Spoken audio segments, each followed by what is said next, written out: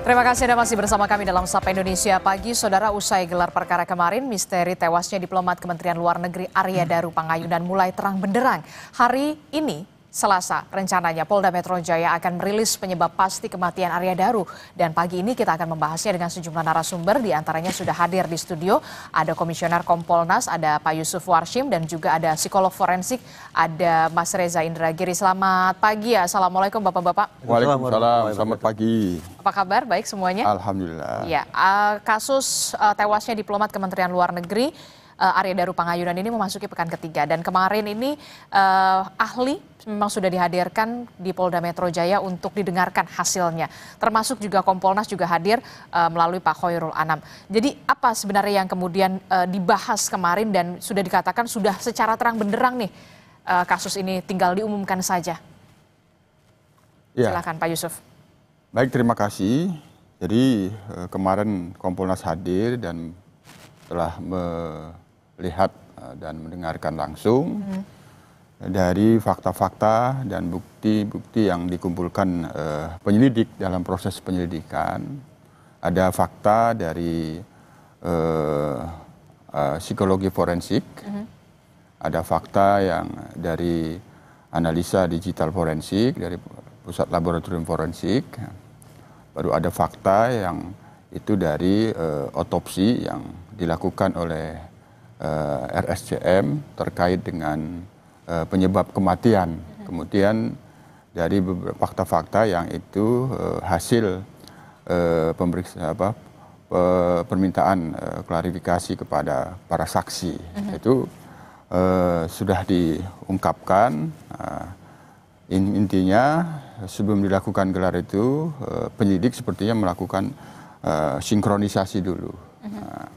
Dari fakta-fakta yang ada itu disinkronisasi, kemudian dilakukanlah penalaran bahwa ini dengan hasil otopsi yang ditunggu penyebab kematiannya apa, sehingga dilakukanlah penalaran peristiwanya ini apa, ini peristiwa pidana atau bukan. Nah, itu sebenarnya kalau kita lihat kesimpulan itu sudah bisa tergambarkan. Hanya tentu Kompolnas sendiri dalam hal ini sebagai pengawas tetap perlu memberikan satu pendalaman dan analisis. Barangkali ada hal-hal yang masih bisa menimbulkan spekulasi.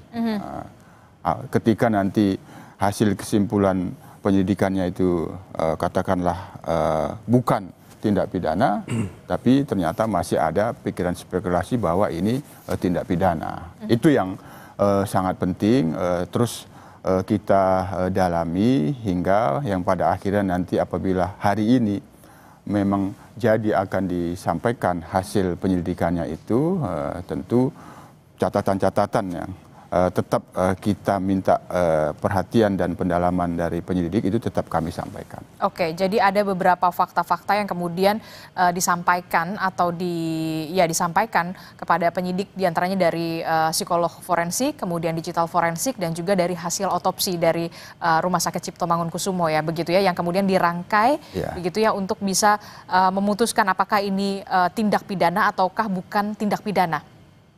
Dari catatan Kompolnas sendiri terkait dengan ini kan sudah memasuki pekan ketiga, apa yang menjadi catatan dari Kompolnas terkait dengan penyidikan kasus ini?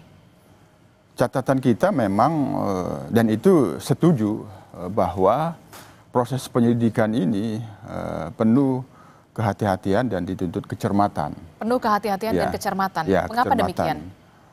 Karena di dalam memberikan penjelasan nantinya terkait dengan hasil penyelidikan itu, bahwa kesimpulan daripada hasil penyelidikan itu bisa tidak menimbulkan keraguan-raguan dan itu memberikan keyakinan. Nah, sehingga ketika faktanya seperti ini, hasilnya apakah ini peristiwa pidana atau bukan, nah, itu sudah memastikan bahwa fakta-fakta dan bukti yang mengarah hasil penyelidikan itu tidak menimbulkan spekulasi. Dan tidak ada bantahan di kemudian harinya? apapun misalnya nanti yang sering dipertanyakan di kemudian itu kan soal motif. Betul. Nah, soal motif. Nah, itu yang kita lihat penuh kehati-hatian. Nah, yang kedua, dalam hal ini juga dari pihak keluarga memberikan kepercayaan penuh kepada penyelidik untuk benar-benar menyelidiki apa sebenarnya yang terjadi pada almarhum ini. Nah, itu menjadi kekuatan penyelidik juga. Hanya memang kita bicara publik. Nah, publik ini kan sekarang dominan masih menganggap ini pembunuhan. Jadi ini sebenarnya dominannya kemana? Itu kita tunggu hasilnya itu nanti. Karena publik mengatakan banyak sekali dominan ke pembunuhan. Wajar. Apa yang dilogikakan, dinalarkan oleh publik itu, kami juga melihat sebenarnya itu tergambar di dalam proses penyelidikan. Bagaimanapun penyelidik sebagaimana yang telah pernah digambarkan oleh mantan Kabareskrim Pak Arief Sulistiono, itu kan membuat asumsi agar penyelidikan itu punya arah. Asumsinya kan ini pembunuhan, ini bukan peristiwa pidana, bukan pembunuhan, maka apa? Bunuh diri atau kecelakaan. Sehingga bukti-bukti dan fakta-fakta itulah yang akan menjawab asumsi itu. Nah, kalau di masyarakat dominan pembunuhan, nah kalau dari hasil-hasil fakta kemarin itu dominannya lebih kemana? itu yang nanti kita akan yang tetap kita memberikan pendalaman. Apapun hasilnya. Oke, saya ke Bung Reza Indragiri. Bung Reza, ini kan bisa dikatakan ini 3 pekan ya, memasuki 3 pekan. Sesulit itukah kemudian untuk bisa mengungkapkan kepada publik terkait dengan penyebab kematian tewasnya diplomat Kementerian Luar Negeri Arya Daru Pangayunan? Secara kronologis waktu, Kapolda Metro Jaya loh, Jenderal Bintang 2 loh, yang mengatakan bahwa kami butuh waktu sekitar 1 pekan. Itu berarti sejak awal sudah terindikasi boleh jadi oleh pihak kepolisian ini bukan kasus yang pelik untuk diungkap. Ingat, saya menggunakan frasa ini bukan kalimat yang pelik untuk diungkap. Oke, 1. Yang kedua, saya berkesempatan bertukar pikiran dengan sejumlah mantan Kabareskrim. Bintang 3. Mereka semua juga sia sekata mengatakan ini kasus yang tidak begitu rumit untuk diungkap. 2 ya. 3. Sampai beberapa hari lalu, tepatnya kemarin atau 2 hari lalu, Kasubdit Penmas Polda Metro Jaya berulang kali dalam pernyataannya menggunakan kosakata apa? Penyelidik, bukan penyidik. Penyelidik. Ketika kata itu yang dipakai secara terbuka dan berulang kali diucapkan, maka kita punya alasan untuk menduga kuat tidak ada pidana. Karena kosakata yang dipakai adalah penyelidik. Beda kisah kalau penyidik. Ya, 3. 4. Sejak kasus ini terekspos ke publik, sampai tadi pagi saya coba pantau lewat media, tidak pernah sekalipun dari Polda Metro Jaya maupun Kompolnas mengangkat narasi yang bunyinya kurang lebih kami mengejar terduga pelaku. Atau semacam itu. Tidak ada sama sekali. 4 hal ini yang menjadi dasar bagi saya untuk memang berspekulasi bahwa boleh jadi nantinya yang akan diumumkan oleh Polda Metro Jaya adalah meninggalnya almarhum memang sangat menyedihkan, tapi bukan akibat peristiwa pidana. Ini spekulasi. Definitif bagaimana ada di Polda Metro Jaya. Jadi sampai segitu aja gitu ya? Menurut saya kalau suatu kematian disebabkan oleh pidana, itu jelas domainnya ada di ranah penegakan hukum.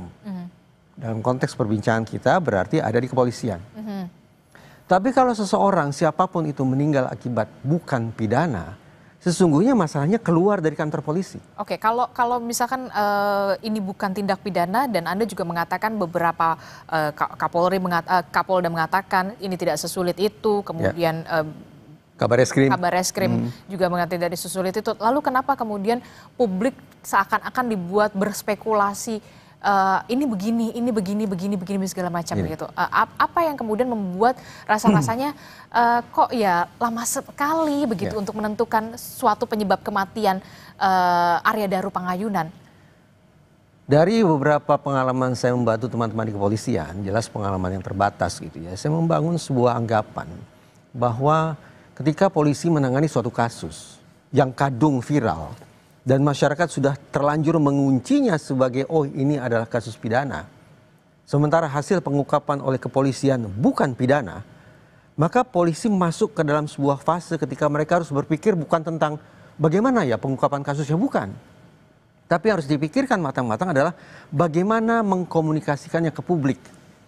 Termasuk ke kolega almarhum, ke keluarga almarhum dan seterusnya. Kenapa timing untuk mengkomunikasikan hasil pengungkapan kasus itu menjadi sangat penting untuk dipertimbangkan agar tidak berdampak kontraproduktif bagi polisi sendiri. Yang saya maksud, ini masyarakat sudah berbondong-bondong menghakimi almarhum meninggal akibat pidana.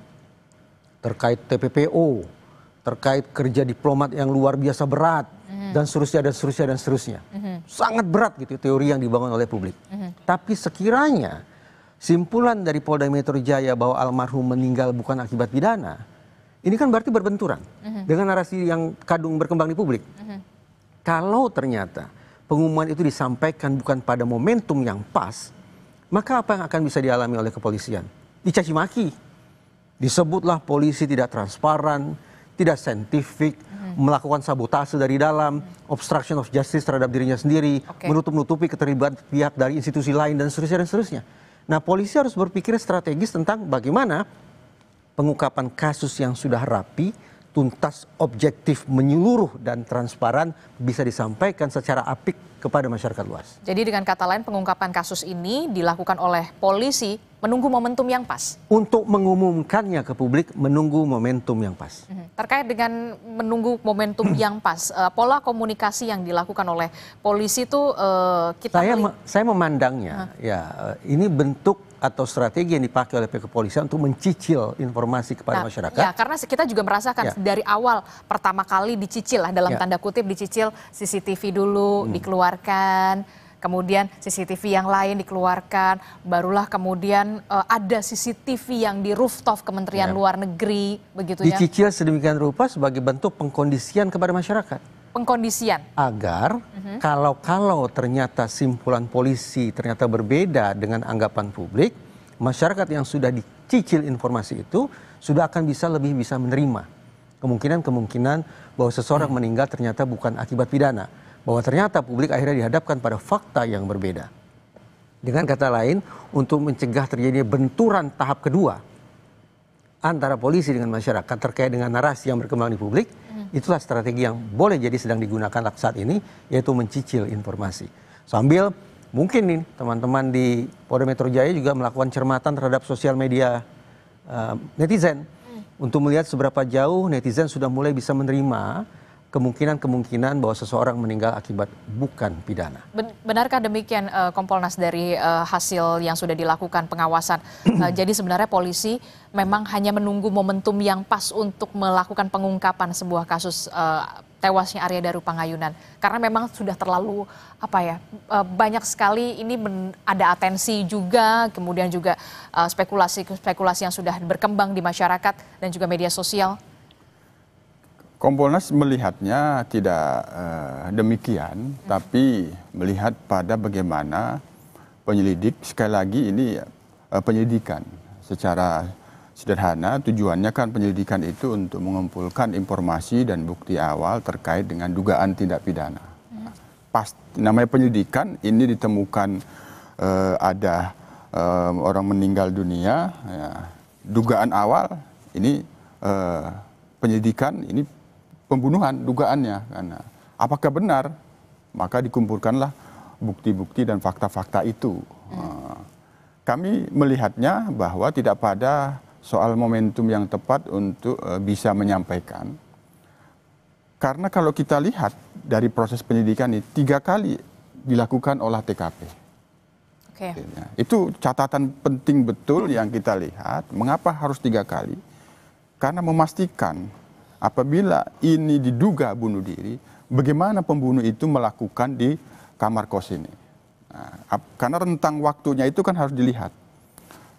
Pukul 21, sekira pukul 21, istri memberikan informasi bahwa tidak bisa lagi berkomunikasi, off. Nah, bagaimana analisis digital forensiknya? Sesuai tidak? Sesuai, nah, kan begitu. Nah, di mana pada saat off itu almarhum? Dilihat analisis digital forensik, CCTV, ada Kemenlu, oh dia berada di sana. Di rooftop lantai 12 Kementerian Luar Negeri. Jam berapa yang bersangkut almarhum itu sampai ke rumah kos? Ada CCTV jam sekian. Pukul 23 dia aktivitas membuang sampah, terus kembali. Nah, itulah kita lihat dan itu dilihat oleh penyelidik rentang waktu yang memungkinkan apabila itu dilakukan pembunuhan karena pukul 23 almarhum masih membuang sampah. Maka pertanyaan kapan dilakukan itu, disitulah dilakukan olah TKP. Apabila ada pembunuh yang masuk ke dalam kamar itu, dari mana dia masuk? Dilihat plafon kamar mandi rapi. Hanya 2, pintu atau jendela. Karena jendela bisa dibuka. Nah, itulah dilakukan olah TKP, sehingga kami pun tetap memberikan catatan ketika kita coba jelaskan fakta-fakta ini kepada beberapa teman-teman kriminolog, memang dia terbagi 2. Ini ada pembunuhan, ini bukan. Nah, melihat fakta-fakta itu. Tapi di dalam penalarannya, rentang waktu. Kapan almarhum meninggal dunia, disebabkan apa, disitulah fakta itu yang akan dinalarkan, ini bukan pembunuhan, ini pembunuhan. Itulah catatan kita. Jadi memang dari sisi proses yang dilakukan itu bukan soal, sekali lagi kami melihat bukan soal timing waktunya, tapi dari olah TKP 3 kali itu sebenarnya penyidik sendiri ingin meyakinkan betul fakta-faktanya itu seperti apa. Yang kedua tentu proses komunikasi dengan pihak keluarga, yang itu terus tetap dijaga. Apa yang diinginkan oleh keluarga itu terus dijaga oleh pihak penyidik, sehingga kita terkesan memang seolah-olah lambat memberikan informasi, tapi kami sendiri sebagai pengawas tentu terus mendorong agar ada update, termasuk proses, termasuk fakta-fakta apa yang penting untuk dikumpulkan. Maka itulah kami ke Jogja. Kami Jogja bertemu dengan keluarga, memberikan satu pendalaman terhadap proses yang sudah dilakukan oleh penyidik, sehingga itu yang kita sampaikan. Sehingga apa yang kami sampaikan itu sebenarnya mendorong pihak penyidik sendiri secara bertahap menyampaikan kepada publik, termasuk tentang rooftop itu kan kami juga sudah menyebut di awal di wawancara beberapa media. Apakah itu benar? Saya katakan benar. Ada rekaman CCTV yang itu ada di rooftop. Hanya yang perlu dianalisis dan dinalarkan apa aktivitasnya. Nah, yang itu bisa menggambarkan fakta apa di situ. Nah, itu yang kemudian jadi pertanyaan saya begitu kan. Ini berkomunikasi terakhir jam 9, kemudian off, tidak ada komunikasi, barulah kemudian muncullah CCTV di rooftop Kementerian Luar Negeri begitu ya, yang dikatakan bahwa Arya Daru Panghayunan berada di rooftop di lantai 12 kalau tidak salah, dan ditemukan tas berisi rekam medis dan juga belanjaan Arya Daru. Apa dari sisi psikolog forensik yang bisa dibaca dari sini? Tapi jangan dijawab dulu, Mas Reza. Temukan jawabannya usai jeda. Tetaplah bersama kami di Sapa Indonesia Pagi. Kami akan segera kembali.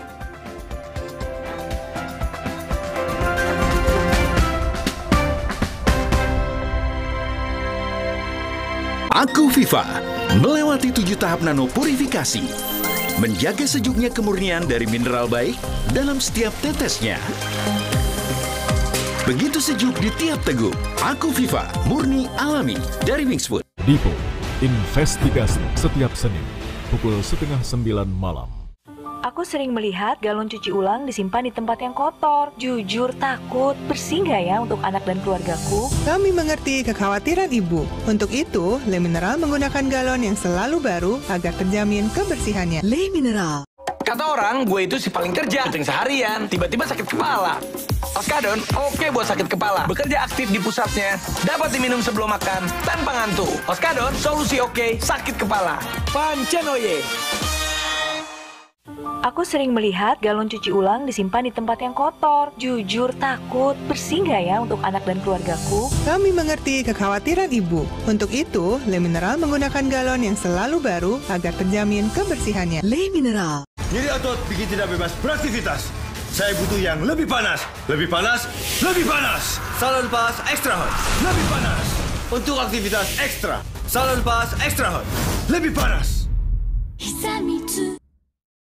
Aku sering melihat galon cuci ulang disimpan di tempat yang kotor. Jujur takut, bersih nggak ya untuk anak dan keluargaku? Kami mengerti kekhawatiran Ibu. Untuk itu, Le Mineral menggunakan galon yang selalu baru agar terjamin kebersihannya. Le Mineral.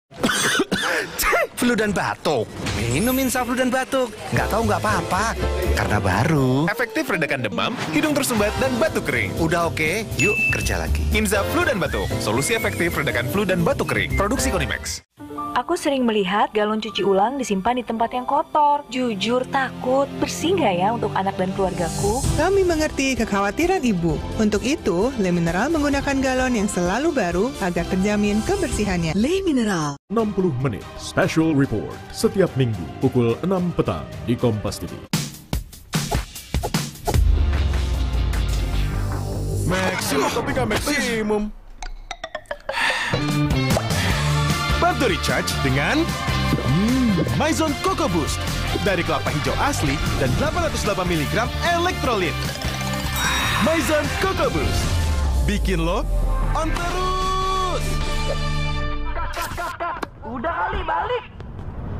On terus lah. Gelar Perkara setiap Sabtu di Kompas TV. Aku sering melihat galon cuci ulang disimpan di tempat yang kotor. Jujur takut, bersih nggak ya untuk anak dan keluargaku? Kami mengerti kekhawatiran Ibu. Untuk itu, Le Mineral menggunakan galon yang selalu baru agar terjamin kebersihannya. Le Mineral. Aku nggak khawatir ajak anak main di luar. Ada Nuvo Family memberi perlindungan two-step sehat. Kotor, Pak. It's okay. Nuvo lebih cepat lawan kuman saat mandi dan selalu melindungi kulit setelah mandi. Lembut. Dengan formula triple antibakterial, perlindungan menyeluruh 24/7. Baru main di luar mah. Percayakan pada Nuvo Family. Two-step sehat, perlindungan 24/7. Wingscare. Tidak semua air itu aqua. Yang dipilih dari sumber air di gunung terlindungi, disaring bertahun-tahun oleh lapisan bebatuan, dan kaya akan mineral alami yang seimbang. Sehingga aqua terasa dingin tanpa didinginkan.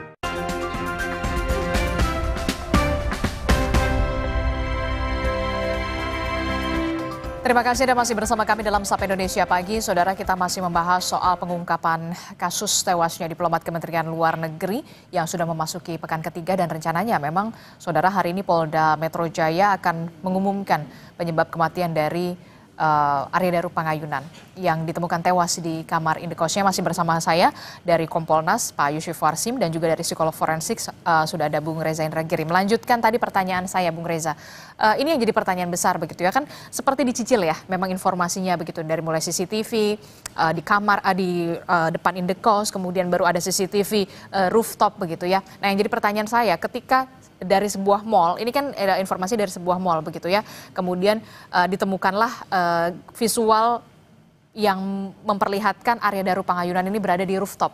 Ditemukan juga rekam medis di dalam tas dan juga telepon seluler yang sampai saat ini belum ditemukan. Padahal di awal penyelidikan polisi mengatakan tidak ada barang berharga korban yang hilang.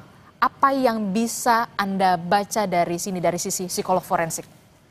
Terkait dengan keberadaan almarhum di rooftop.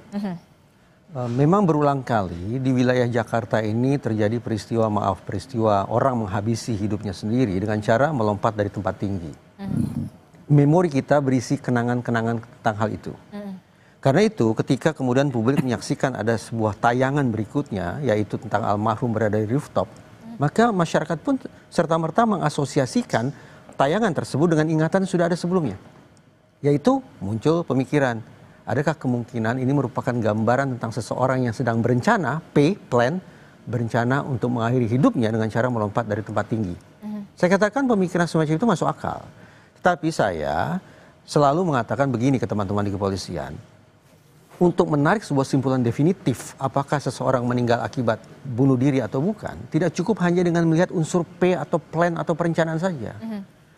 Tapi ada 4 unsur yang harus kita takar secara terukur sehingga simpulannya sinkron atau tidak. 4 unsur itu adalah IPAD, IPAD atau iPad. P sudah kita singgung. Plan. Bagaimana orang yang tindak tanduknya di atas rooftop bisa saja ditafsirkan sedang berencana untuk mengakhiri hidupnya. Tapi mari kita mundur ke I, ideas, pemikiran. Tercermin lewat perkataan, perbincangan, posting di media sosial, di WhatsApp, ataupun narasi-narasi lainnya. Kalau sekiranya narasi atau ideas itu gelap, mengirim pesan-pesan tentang mengakhiri hidup dan sejenisnya, maka sudah ada unsur penguat bagi kita untuk menarik simpulan, oke, boleh jadi kemungkinan ini adalah keputusan untuk mengakhiri hidup sendiri. Sudah I, sudah P. Kita pindah ke A, action. Faktanya, maaf, almarhum ternyata tidak melompat dari tempat tinggi. Tetapi ditemukan dalam kondisi yang menyedihkan, mengenaskan sedemikian rupa. Berarti sudah ada satu unsur yang tidak sinkron dengan unsur lainnya. Yaitu A tidak sinkron dengan P-nya. Nah, masuk ke unsur yang keempat, yaitu death. D, death, kematian. Ini yang perlu ditarik simpulan, apakah ini kematiannya kapan, dan seterusnya, dan seterusnya. Yang ingin saya katakan akhirnya begini, kalau IPAD tadi itu sinkron satu sama lain, maka secara terukur kita bisa menarik sebuah simpulan bahwa seseorang meninggal akibat bunuh diri. Tapi kalau antar 4 unsur tersebut tidak sinkron, bahkan mungkin kontradiktif satu sama lain, maka kita memang harus mengecek ulang apakah dugaan tentang bunuh diri ini harus kita definitifkan atau justru harus kita bandingkan dengan kemungkinan situasi lainnya yang menyebabkan seseorang bisa kehilangan nyawa. Untuk IPAD ini menurut Anda dari kasus Arya Daru Pangayunan ini sinkron semuanya? Itu yang tidak jelas. Kita pindah ke perbincangan tentang handphone. Menurut saya handphone perlu didapat untuk apa? Untuk membaca pesan-pesan seperti apa yang barangkali sudah dilakukan oleh almarhum dengan entah itu keluarga atau dengan teman atau siapapun guna menangkap ideas, yaitu pemikiran, narasi, perbincangan, posting yang bernuansa gelap atau semacamnya. Kalau handphone tidak bisa ditemukan, maka ya kita harus mengandalkan cara lain, mewawancara keluarga kah, atau dengan melakukan pembongkaran secara elektronik yang barangkali bisa dilakukan oleh teman-teman di kepolisian untuk menangkap atau ideas yang ada pada diri almarhum menjelang ditemukan dalam kondisi semenyedihkan itu. Jadi menurut Anda dengan hilangnya telepon genggam atau handphone milik Arya Daru ini bukan rujukan terakhir dan pertama, tapi kemudian juga bisa ada alternatif lainnya untuk bisa kemudian mencari tahu sebenarnya apa perbincangan terakhir. Yang saya sampaikan ini kan sesungguhnya bicara tentang profiling atau otopsi psikologis. Otopsi psikologis itu bisa dilakukan dengan pemeriksaan dokumen, pemeriksaan jejak-jejak komunikasi, atau juga dilakukan dengan cara memeriksa orang-orang dekat yang dianggap tahu tentang keseharian, kehidupan, kekhasan, problematika hidup, dan sejenisnya yang ada pada diri seseorang yang meninggal dunia. Nah, kalau profiling ini bisa dilakukan secara utuh, maka mudah-mudahan otopsi psikologisnya akan bisa berkontribusi memperkuat hasil otopsi oleh kedokteran. Oke, kalau menurut Anda dari teori yang IPAD ini ada ketidaksinkronan begitu ya, masih absurd lah ibaratnya begitu ya. Nah, kalau menurut Anda dari penilaian Anda psikolog forensik, ini lebih dominan kemana arahnya? Saya tidak hanya meninjau dari sisi IPAD ya, tapi saya di segmen sebelumnya juga mencoba menakar pernyataan sekian banyak pemangku jabatan atau pemegang otoritas yang legitimate untuk saya simak pendapatnya. Yang ingin saya katakan, kemungkinan almarhum meninggal dalam situasi natural atau alami tampaknya bisa kita kesampingkan. Kenapa? Karena ya almarhum ditemukan dalam kondisi sedemikian rupa. Dan kita tentu bersepakat itu bukanlah kondisi yang secara natural atau alami dialami oleh orang yang meninggal dunia. Satu, berarti kita kesampingkan kemungkinan yang natural. Yang kedua, kemungkinan bahwa almarhum meninggal akibat perbuatan orang lain. Saya menggunakan frasa akibat perbuatan orang lain, bukan pembunuhan. Bagaimana kemungkinannya? Kemungkinan selalu ada. Tetapi bukankah Polda Metro Jaya dan Kompolnas sendiri yang mengatakan, tadi sudah diilustrasikan oleh Pak Yusuf, yang memandu cara kita berpikir untuk tampaknya kemungkinan tentang almarhum meninggal akibat perbuatan orang lain pun bisa dikesampingkan. Sidik jari yang ditemukan hanya 1. Plafon tidak ada tanda-tanda dijebol atau dirusak. Pintu dalam kondisi terkunci dari dalam, kunci berlapis. Benar bahwa kemudian jendela dibuka, dicongkel, tapi oleh siapa? Oleh petugas kos. Kamera CCTV tidak menampakkan sesuatu yang mencurigakan. Penjaga kos patroli berulang kali tidak melihat ada sesuatu yang janggal. Saksi sesama penghuni rumah juga tidak mendengar ada kegaduhan atau semacamnya pada malam itu. Semua itu sekali lagi memandu kita untuk berpikir bahwa kemungkinan almarhum meninggal akibat perbuatan orang lain tampaknya juga bisa dikesampingkan. Sudah 2 yang bisa dikesampingkan. Alhasil sekarang tinggal 2 lagi. Yaitu almarhum meninggal akibat keputusannya sendiri untuk mengakhiri hidupnya, ataukah almarhum meninggal akibat kecelakaan. Menurut Anda dari 2 ini yang paling possibility? Saya memilih untuk menunggu pengumuman resmi saja dari pihak Oke, kepolisian. baik. Tapi saya lebih nyaman untuk mengatakan begini. Karena begini Mbak Dis, dari 4 situasi yang saya sebut tadi, yang pidana cuma 1, yaitu meninggal akibat perbuatan orang lain. Inilah satu-satunya ruang bagi publik untuk mendiskusikannya secara terbuka. 3 kemungkinan yang lain bukan pidana.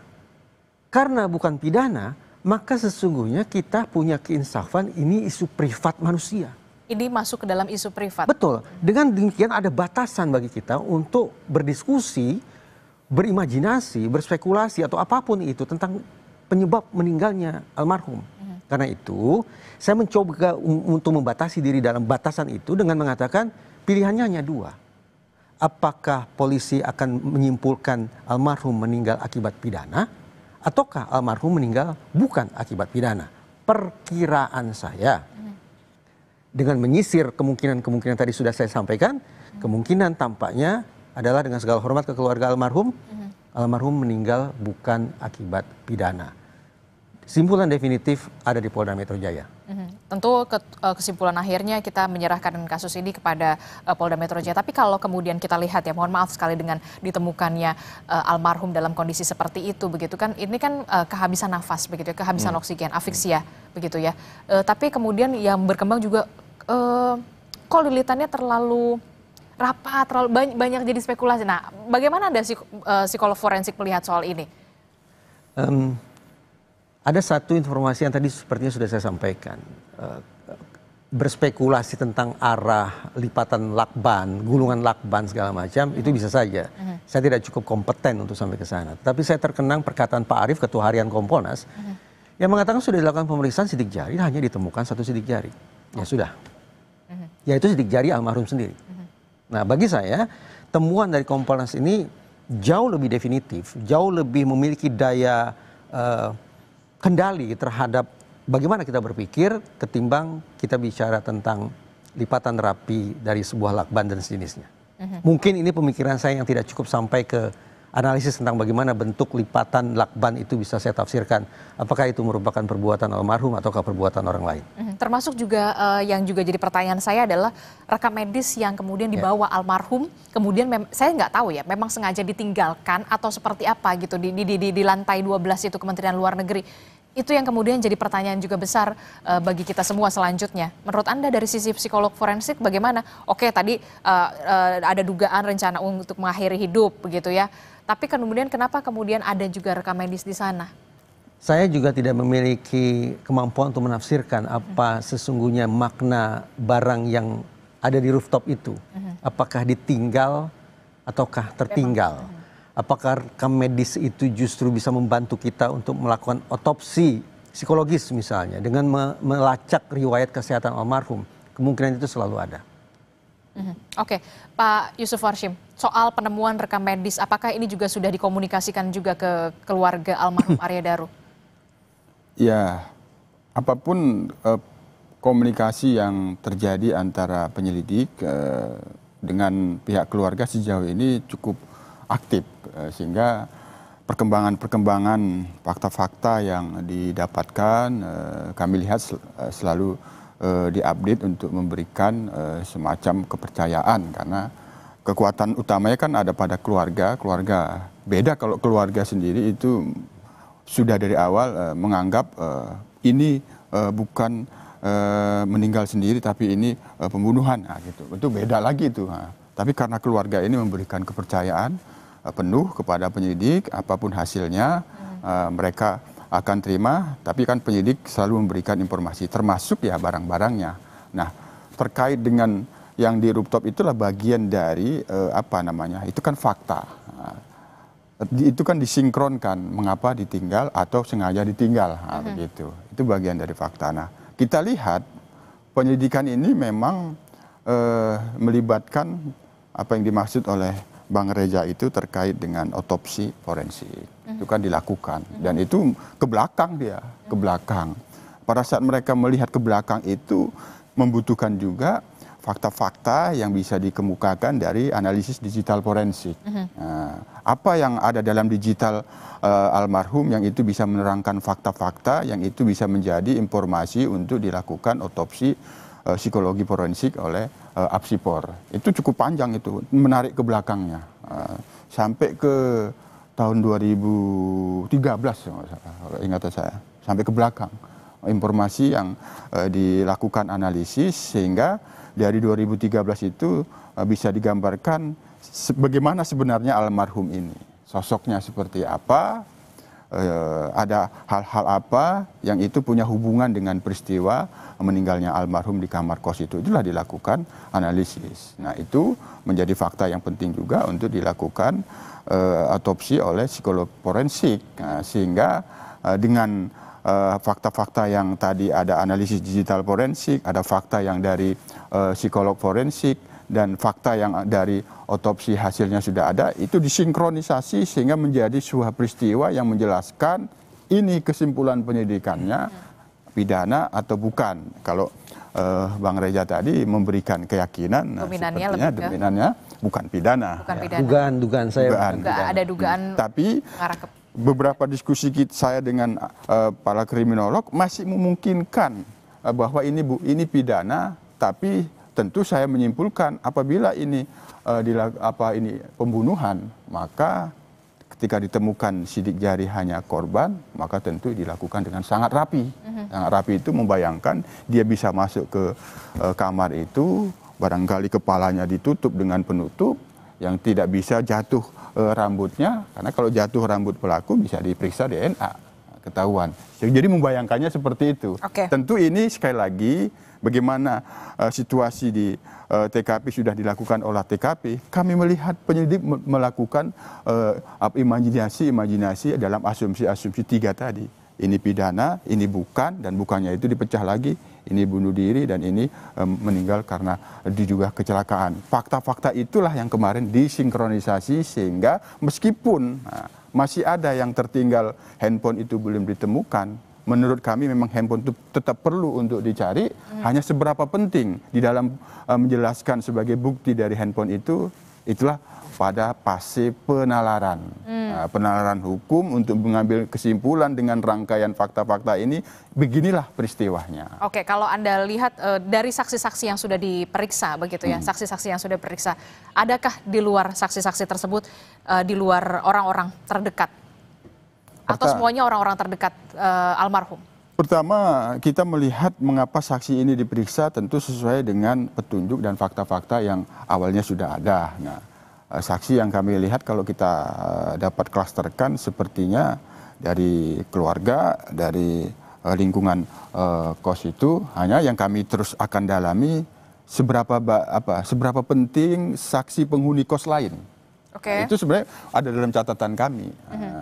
Kami catat tentu kami tidak ingin berspekulasi karena ini kan due process model, hak asasi orang lain harus dihargai. Ketika memang tidak punya hubungan langsung penghuni kos lain itu untuk dimintain keterangan kan harus dipertimbangkan lagi.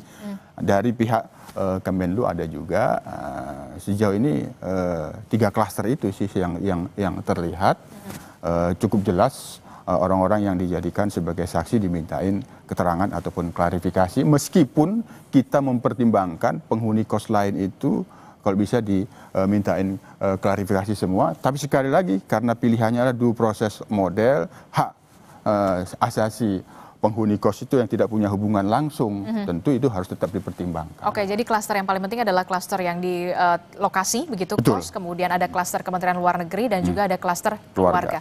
Apa yang bisa Anda baca dari sini? Singkat saja. Kalau memang klasternya hanya 3 kelompok itu, maka kita bisa pahami mereka-mereka ini adalah diasumsikan yang tahu tentang kehidupan almarhum. Mengesampingkan kemungkinan ada pihak eksternal yang melakukan perbuatan apapun terhadap almarhum.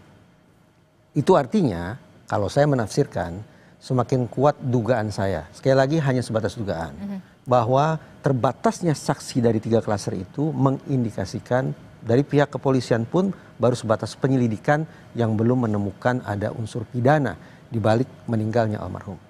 Oke, kita akan tunggu nanti seperti apa keterangan polisi yang nanti dirilis begitu ya di siang nanti. Nanti kita akan tunggu juga. Kompolnas juga akan mendampingi atau kemudian pure dari Polda Metro Jaya? Kami terus berusaha untuk memantau karena kami sudah menyampaikan pada saat klarifikasi dan rilis kita bisa hadir, termasuk dari pihak keluarga kita sarankan juga bisa hadir.